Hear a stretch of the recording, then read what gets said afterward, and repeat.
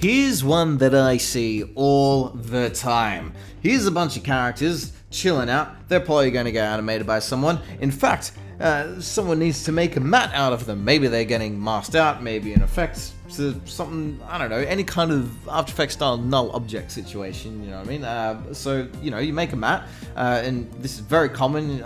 People make a little box, they fill it in, and then, you know, you rig it up with a cutter or something and get a little inverse mat going on, and then someone animates a camera happening, and then, uh-oh, there's not enough room for everything to be covered, and edge of the mat comes into the screen, and all these problems arise where you're now a very pretty shot, has a great big fat technical error straight down the center of it, and someone else has to clean up your mess because all the characters couldn't fit inside the shot.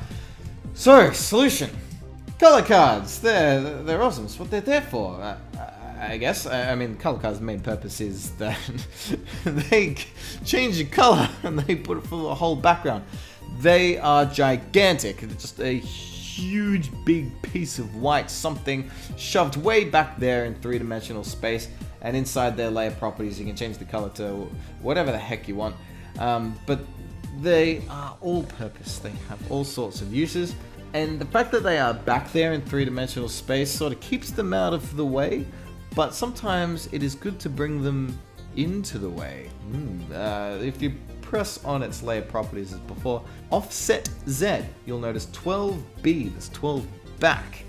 And with this view here, if we change that 12B to good old 0, there we go. It is now completely flat with the rest of the artwork, making it ideal for interacting with it. So now string up a matte set again, and in render view, look at that, a perfect little cutout stencil, and we can move the camera around and do all sorts of bits and bobs and apply things to it, and it'll be wonderful and no more problems. You just don't have to think about it anymore. I mean, check this out. I'll give it a glow and fire it inwards like this.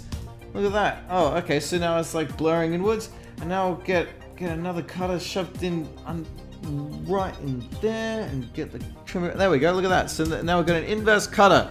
So inverse glow, firing inwards, because we made a mat out of color card. It's brilliant. Use them.